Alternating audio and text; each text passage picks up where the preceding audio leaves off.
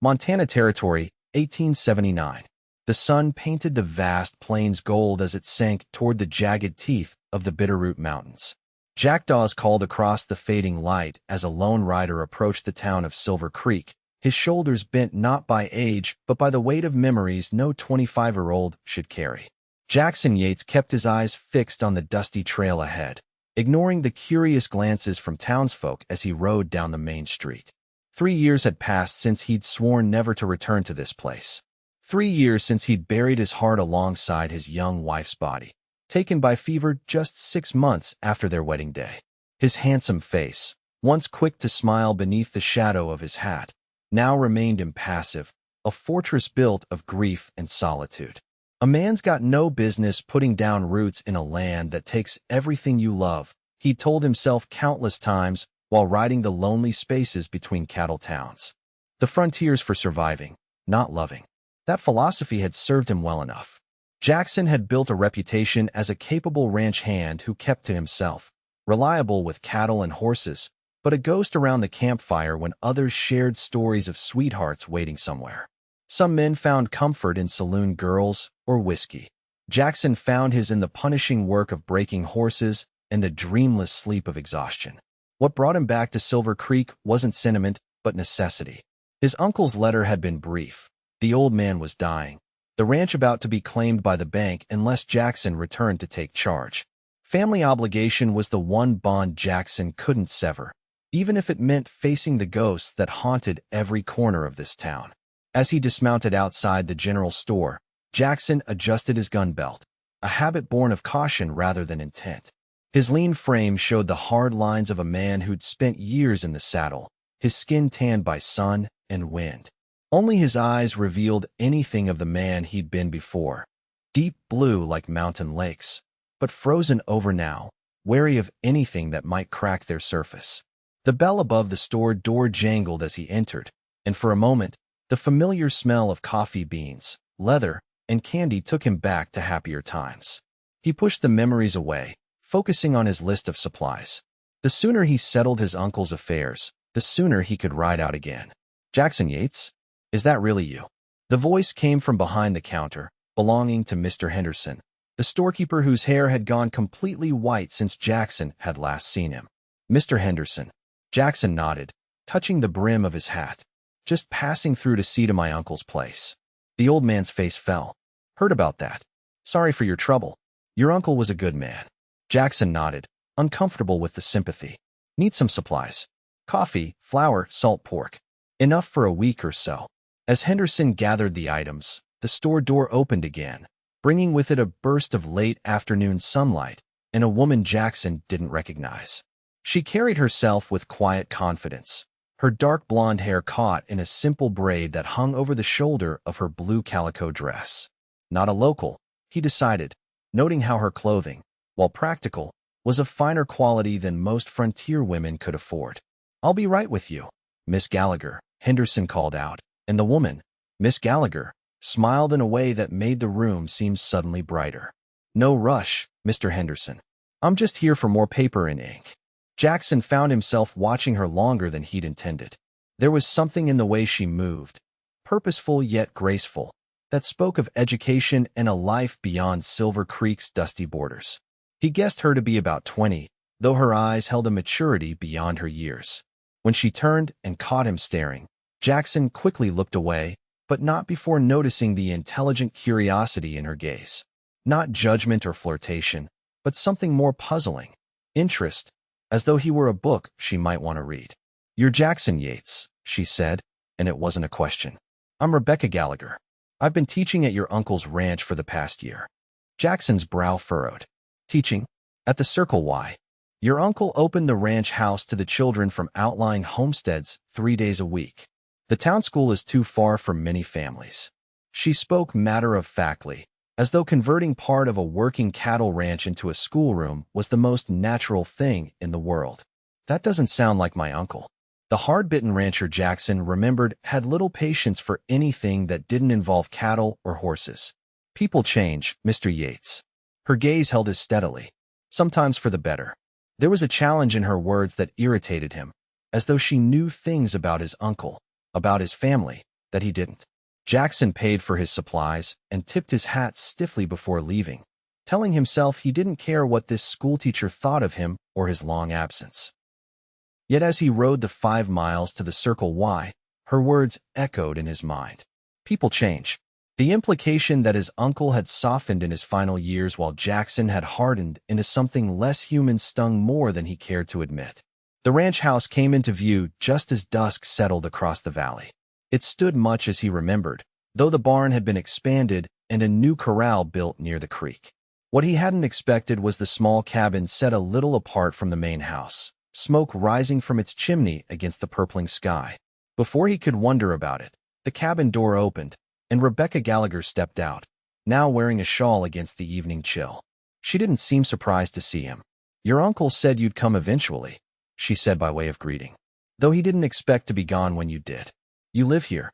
Jackson dismounted, eyeing the cabin.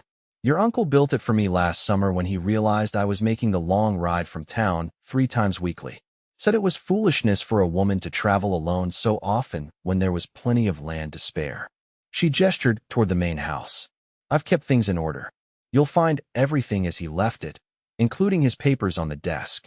Jackson studied her, trying to reconcile this arrangement with the uncle he'd known. "Were you and he friends?" she said firmly, a flash of indignation crossing her face. "He was a gentleman who valued education, Mr. Yates. Nothing more." The rebuke silenced him. Jackson led his horse toward the barn, aware of her watching him go.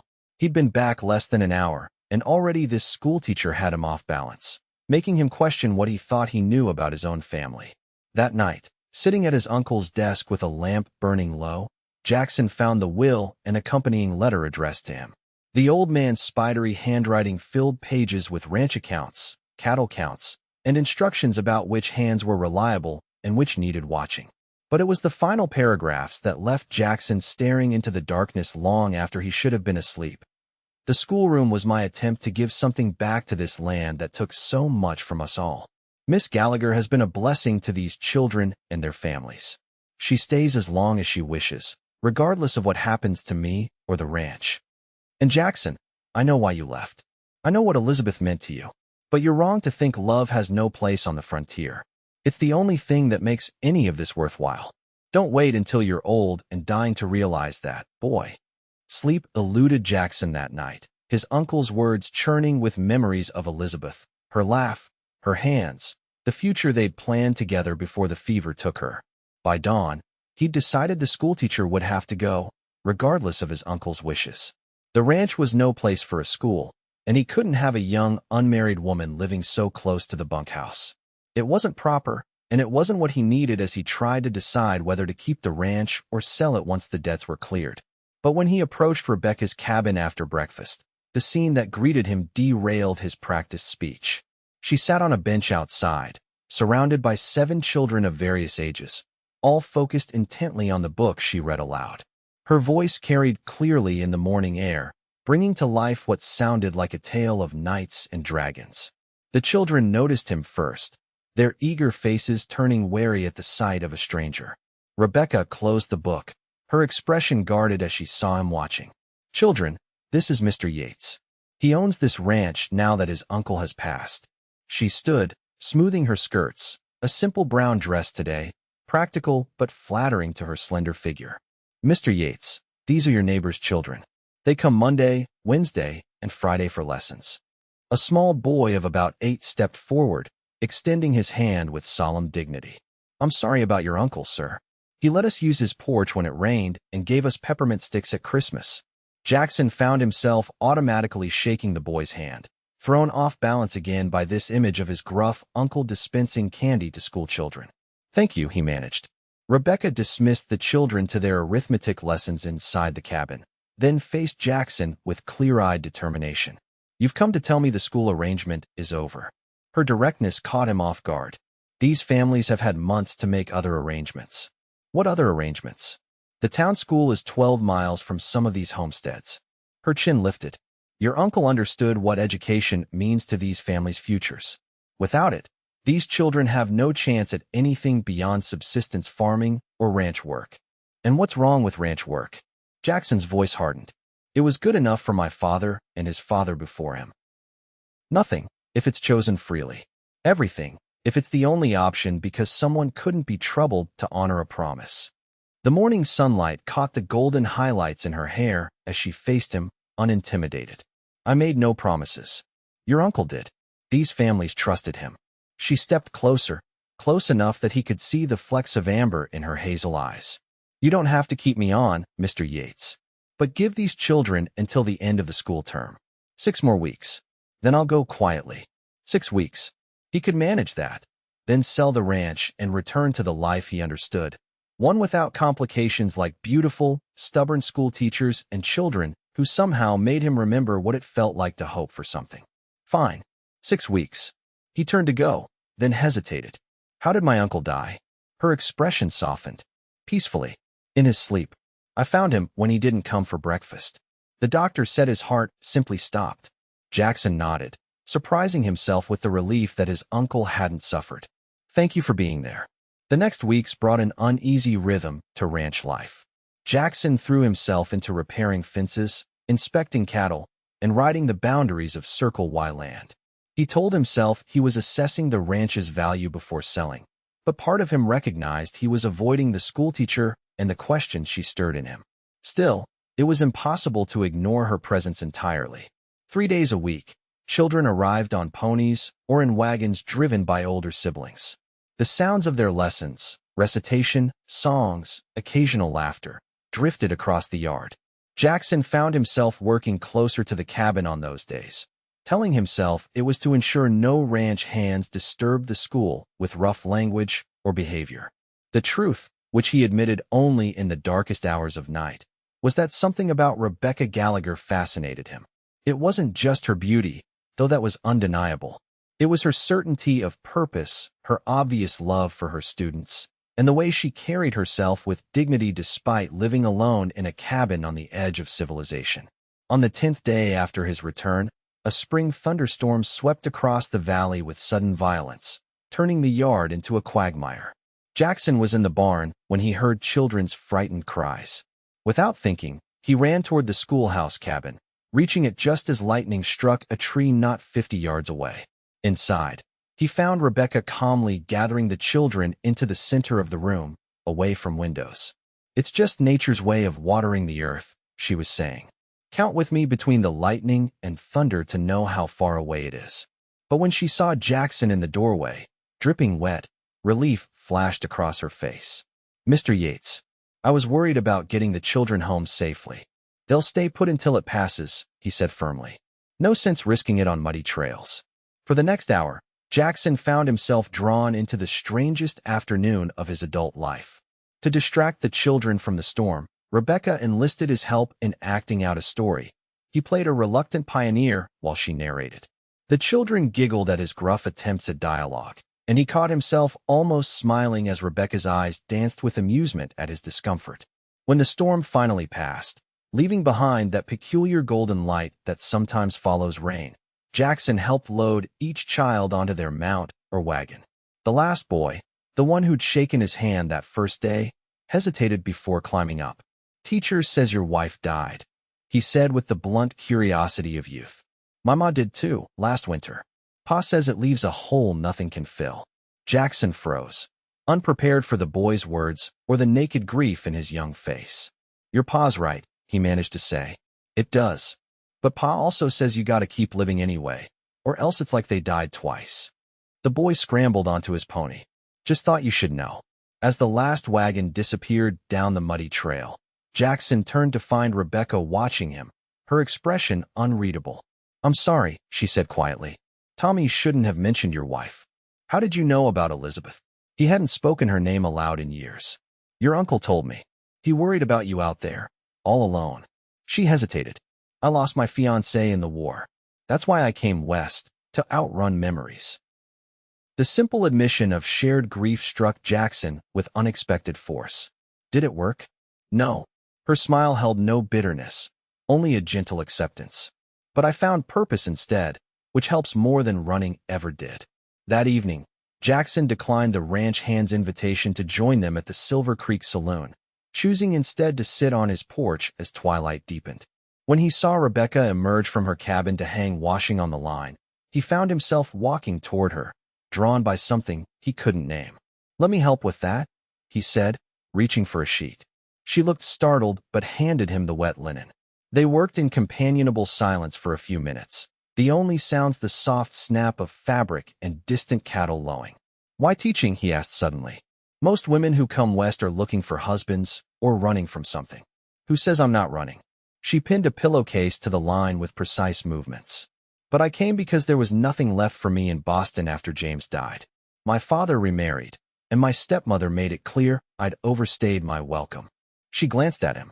"I answered an advertisement for teachers willing to serve frontier communities. Your uncle saw it in the newspaper and wrote to the organization." "Just like that? You left everything you knew?" "Everything I knew was already gone." She reached for another sheet. "Teaching gives me purpose. These children deserve a chance at something better, even out here." "The frontier's a hard place for dreams," Jackson said, echoing the belief that had sustained him through lonely years. "Most folks are just trying to survive." "Survival isn't living, Mr. Yates." Rebecca stopped, facing him directly. The setting sun caught her profile, gilding her hair and the curve of her cheek. "Your uncle understood that. He told me once that after your aunt died, he almost gave up. But then he realized that surviving without purpose was a kind of death anyway." Her words struck too close to the emptiness Jackson carried within him. He stepped back, retreating behind the walls he'd built. "My uncle turned sentimental in his old age. It doesn't change the reality of this place. Reality is what we make of it." She took the last piece of laundry from his hands, her fingers brushing his momentarily. "Even here, especially here." The touch, brief as it was, stayed with Jackson long into the night, along with her words.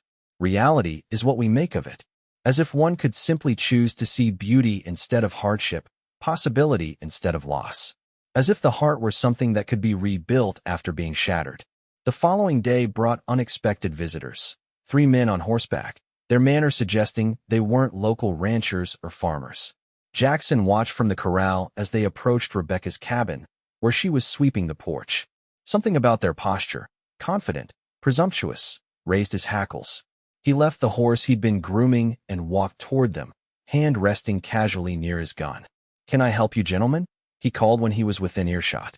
The lead rider, a heavy-set man with a flashy vest and watch chain, turned with practiced affability. "Just paying a social call on the schoolmarm. Private business."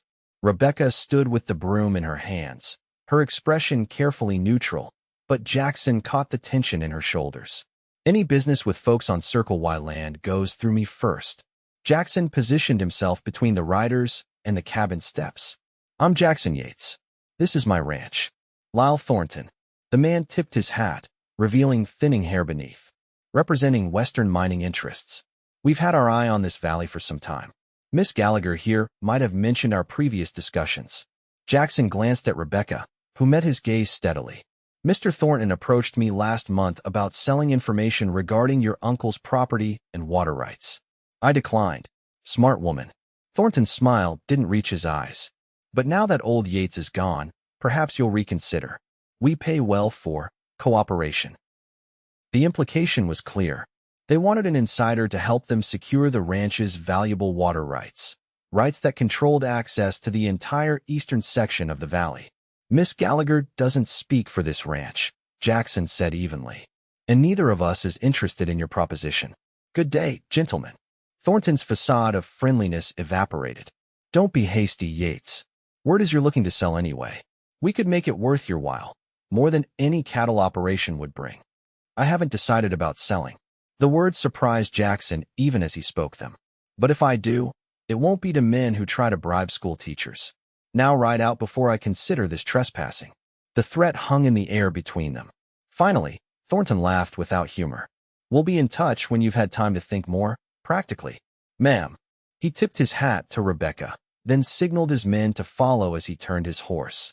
Jackson watched until they disappeared down the trail before turning to Rebecca. "How long have they been pressuring you?" "They first came by about 2 months ago, while your uncle was failing. Mr. Thornton made it sound like he was doing me a favor, offering a generous stipend for information about the ranch's finances and your uncle's health." Her expression hardened. I showed him the business end of your uncle's shotgun. The image of this composed schoolteacher threatening a man like Thornton with a shotgun startled a laugh from Jackson. I'd have paid good money to see that. Your uncle taught me to shoot. The hint of a smile softened her features. He said a woman alone should know how to defend herself. Something protective stirred in Jackson's chest. They won't bother you again. It's not me they want, Mr. Yates. It's this land. She gestured toward the creek that ran through the property. This water controls access to the valley. Your uncle understood its value beyond cattle. You think that's why he kept the school going? To ensure the surrounding homesteads remained occupied and independent. Rebecca nodded. He believed in community, that we're stronger together than isolated. The school was part of that vision.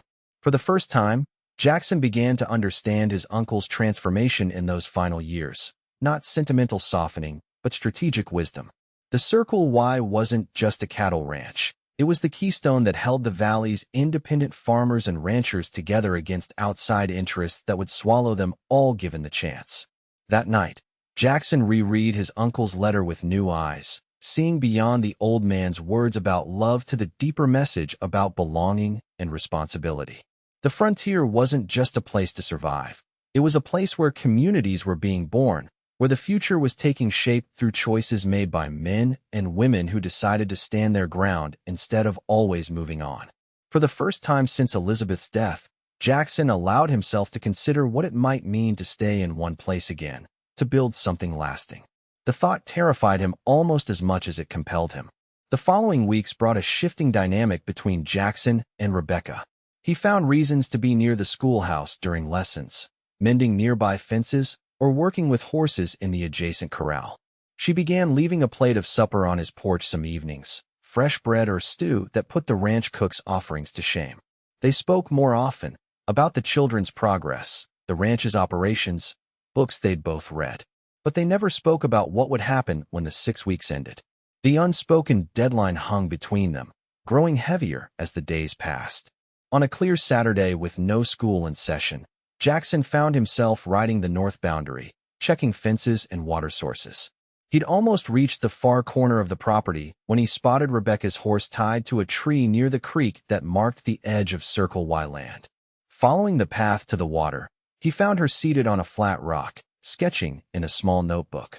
She looked different outside the schoolroom, more at ease, her hair loose around her shoulders, wearing a simple riding skirt and jacket.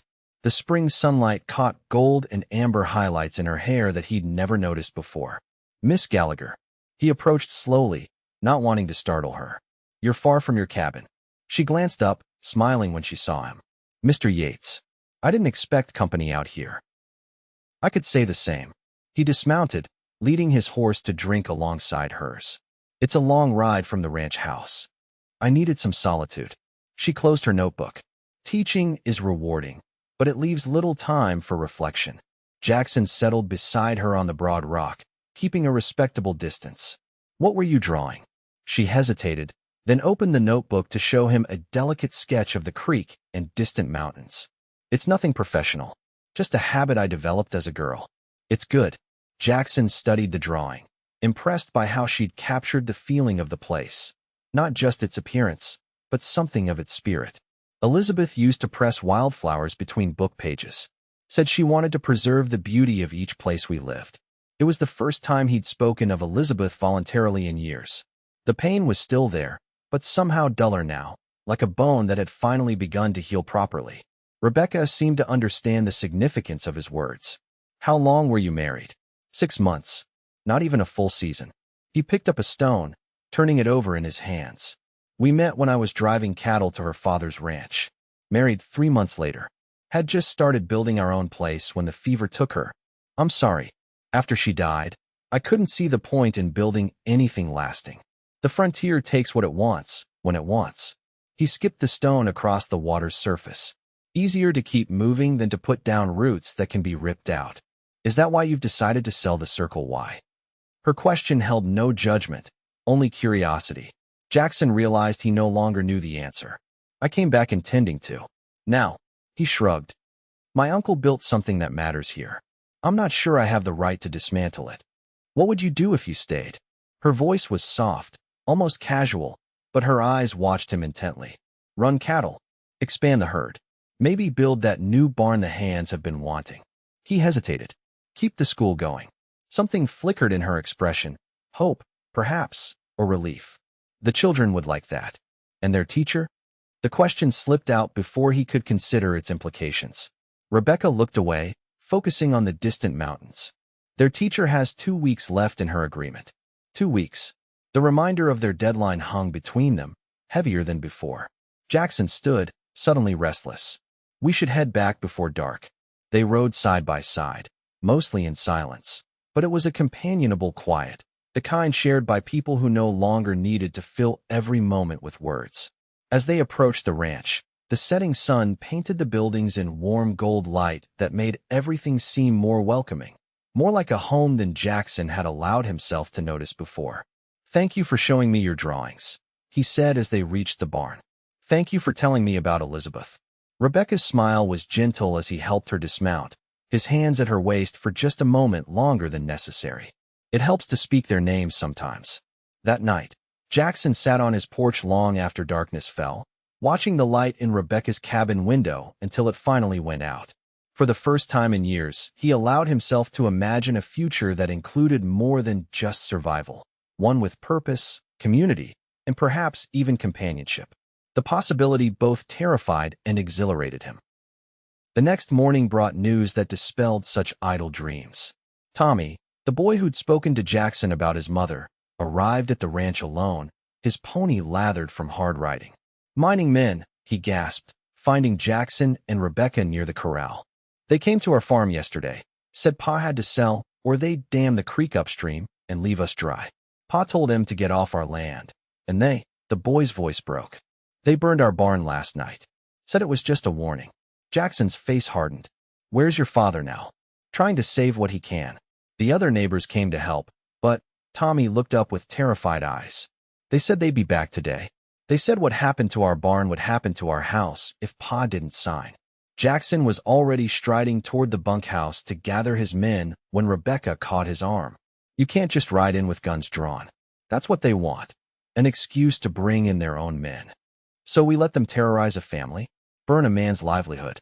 Anger surged through Jackson, not just at the mining men, but at the familiar pattern of the powerful taking what they wanted from those who couldn't defend themselves. Rebecca's grip on his arm tightened. No, but we fight smart.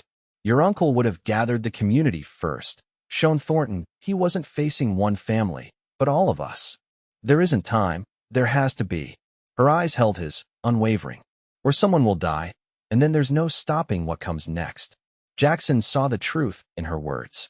A violent confrontation was exactly what Thornton wanted, an excuse to bring in hired guns or even territorial authorities who could be bribed. It had happened in other mining disputes. He'd heard the stories. Tommy, he said, turning to the frightened boy, ride to the Miller place and the Johnson homestead. Tell them to meet at the schoolhouse at noon. Tell them to spread the word. He looked at Rebecca. Will you stay here? The children shouldn't be out there if trouble comes. She shook her head firmly. My place is with my students and their families. But I'll send the youngest children here with Mrs. Peters from the cookhouse. By noon, 20 men and women had gathered at Tommy's family farm. Neighboring homesteaders, ranch hands from the Circle Y, and even the preacher from Silver Creek. They arrived in wagons and on horseback, carrying tools and food for the burned-out family.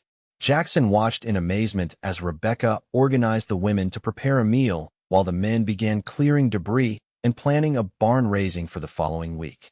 When Thornton and his men rode up, they found not a vulnerable family, but a united community. Jackson stepped forward, flanked by his ranch hands and the neighboring farmers. Your business here is finished, Thornton, he called as the mining men reined in. These folks aren't selling. Thornton's eyes narrowed as he surveyed the gathered crowd. This doesn't concern any of you. Our dealings are with the Prescott family alone. You made it everyone's concern when you started burning barns. Tommy's father stepped up beside Jackson. We stand together in this valley. Do you now? Thornton's smile was cold. And who leads this touching alliance? You Yates? The drifter who's been running from his own shadow for years? Or perhaps the schoolmarm? His gaze shifted to Rebecca, who stood among the women. A woman alone is always vulnerable, especially out here. Accidents happen. The threat, so casually delivered, sent ice through Jackson's veins. He moved forward, hand dropping to his gun. Threaten her again, and our discussion ends permanently. Something in his voice, the deadly certainty of a man who'd finally found something worth fighting for, made Thornton hesitate. We're offering fair prices, the mining man said, changing tactics. More than this played-out land is worth. This land feeds our families and builds our future, Jackson replied. It's not for sale, not my ranch, not the Prescott farm, not any piece of this valley. You want to fight, you'll get one, but it won't be against isolated families. It'll be against all of us. The standoff stretched, tension building with each heartbeat. Finally, one of Thornton's men leaned in, murmuring something in his ear. The mining man scowled, then straightened in his saddle. This isn't over, Yates. There are other ways to get what we want. There always are, Jackson agreed. But today, you're leaving. And you're not coming back to threaten these people again. After Thornton and his men rode away, the community remained, sharing the meal the women had prepared and discussing plans to protect themselves from further intimidation. Jackson found himself at the center of these discussions, respected not just as the owner of the largest ranch, but as someone who had taken a stand when it mattered.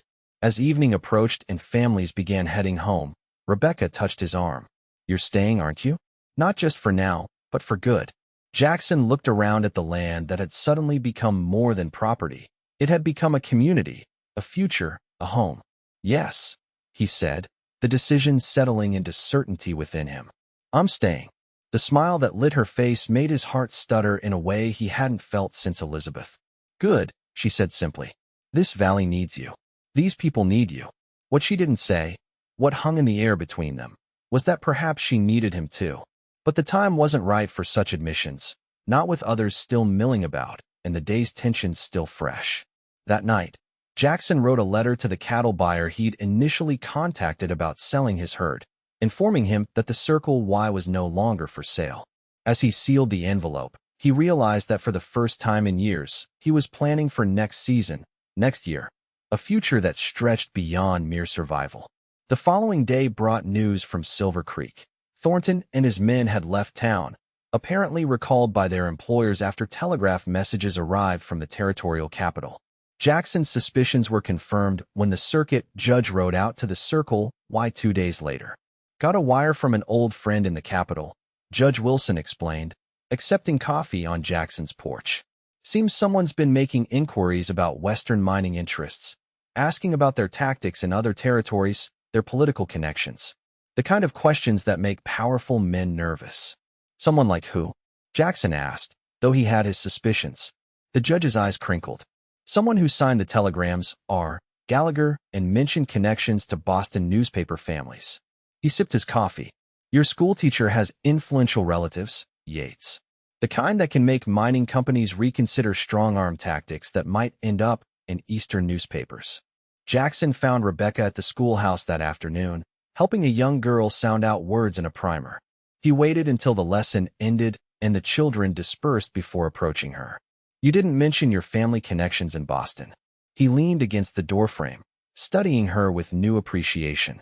Rebecca closed the primer, setting it aside carefully. My father is editor of the Boston Chronicle. My cousin works for the New York Tribune. She met his gaze evenly. I didn't use those connections for personal gain, if that's what you're asking. I'm asking why you didn't tell me you were writing to them about Thornton and his employers. Because you would have told me not to interfere. She stood, smoothing her skirts, a gesture he now recognized as something she did when gathering her thoughts. Men like Thornton don't fear local resistance. They fear public exposure.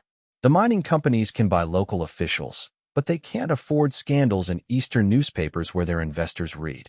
Jackson shook his head, amazed by her foresight and resourcefulness. You outmaneuvered them before the confrontation even happened. I merely provided insurance. A hint of mischief touched her smile. Your stand with the community was what really mattered. That's what showed Thornton he couldn't simply pick us off one by one. Us, Jackson repeated, catching the word and its implication. You consider yourself part of this community now. The smile faded from Rebecca's face. My contract ends next week. I haven't been asked to stay. The reminder struck Jackson like a physical blow. In the excitement of confronting Thornton and deciding to keep the ranch, he'd almost forgotten their original agreement. 6 weeks, and then she would go quietly, as she'd promised. What if you were asked? The question came out rougher than he intended, his voice suddenly unsteady. Rebecca's eyes widened slightly. Asked to stay as the schoolteacher, you mean?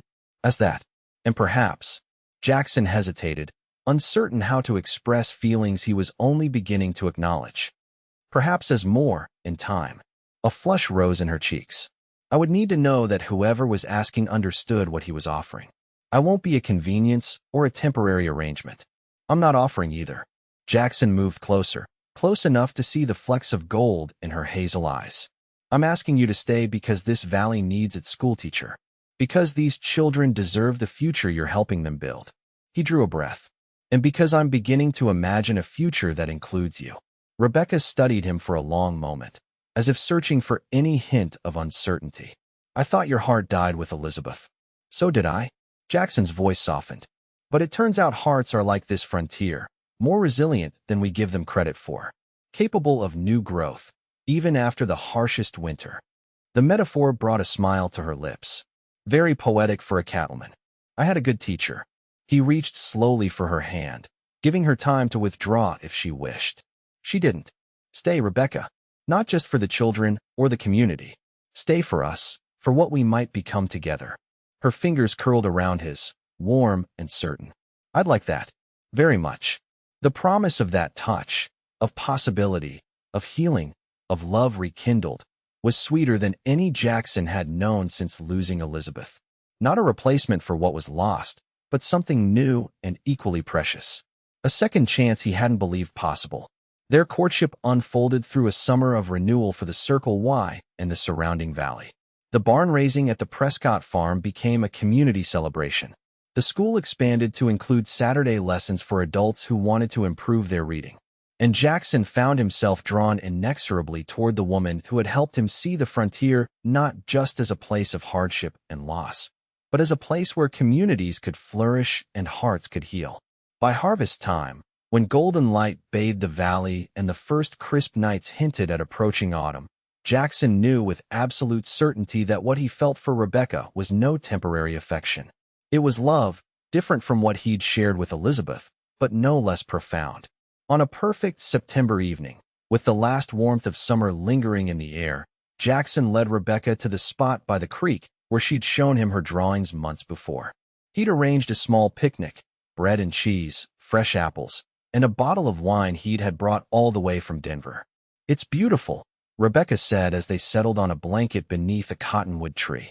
I've been so busy with the Harvest Festival preparations, I'd almost forgotten how peaceful it is out here. Jackson watched her as she gazed out over the water, her profile gilded by the setting sun. The months of shared work and growing closeness had only deepened his appreciation for her strength, her intelligence, her compassionate heart. I brought you here for a reason, he said when they'd finished eating and the wine was half gone. This is where I first began to imagine staying. Really staying, not just passing through my own life. Rebecca turned to him, her expression softening. It's where you first spoke about Elizabeth. Yes. He took her hand, drawing her closer. That day, I realized something I've become more certain of every day since. The frontier isn't just about survival. It's about building something that lasts beyond us. It's about having the courage to love, knowing that love always carries risk. Her fingers tightened around his. Jackson, let me finish. He reached into his pocket with his free hand, withdrawing a simple gold band. Rebecca Gallagher, I love you. Not as a replacement for what I lost, but as the woman who taught me that my heart could live again. Will you marry me? Tears glistened in her eyes, catching the last rays of sunlight. Are you certain? I know how much Elizabeth meant to you. Elizabeth will always be part of who I am, Jackson said gently. But loving her then doesn't mean I can't love you now, completely, and with my whole heart. You helped me understand that. Rebecca's smile bloomed through her tears as she nodded. Yes, I'll marry you, Jackson Yates. The ring slid onto her finger as if it had been made for her hand. When he kissed her, Jackson felt the last frozen places within him thawing, warming with the certainty of home and belonging found at last. They were married 2 weeks later in the ranch yard, with the entire valley in attendance. The celebration lasted well into the night, with dancing and feasting and more genuine good wishes than Jackson had ever experienced. As he waltzed with his bride beneath strings of lanterns hung from the barn rafters, he marveled at how completely his life had transformed in just 6 months. "Happy?" Rebecca asked, reading his thoughtful expression. "More than I believed possible." He drew her closer as they danced. "Thank you for teaching a stubborn cowboy how to love again." "We taught each other," she corrected, rising on tiptoe to kiss him briefly. "And we have a lifetime ahead to keep learning." Later that night, as moonlight spilled through the bedroom window of the ranch house that was now truly their home, Jackson held his new wife close and whispered promises against her hair. Promises of a future built together, of children who would grow up knowing both books and horses, of a legacy that would outlast them both. The frontier that had once seemed so empty and unforgiving now stretched before them full of possibility, not because the land had changed, but because Jackson had found the courage to see it through new eyes. Through the eyes of love. Spring came to the circle the following year with the birth of their first child, a daughter they named Hope Elizabeth Yates. As Jackson held his tiny daughter while Rebecca rested, he gazed out the window at the valley awakening from winter, green shoots pushing through the soil, calves on wobbly legs in the pastures, and children making their way to the schoolhouse where Rebecca's assistant now taught during her confinement. In that perfect moment, Jackson understood what his uncle had tried to tell him in that final letter. That love wasn't just a luxury for safer places and gentler times. It was the very foundation that made the harsh beauty of the frontier not just endurable, but meaningful. Not just a place to survive, but a place to truly live. And as his daughter's tiny fingers curled around his, Jackson whispered the truth he'd finally learned. The strongest thing on this frontier isn't the one who stays alone. It's the heart brave enough to love again.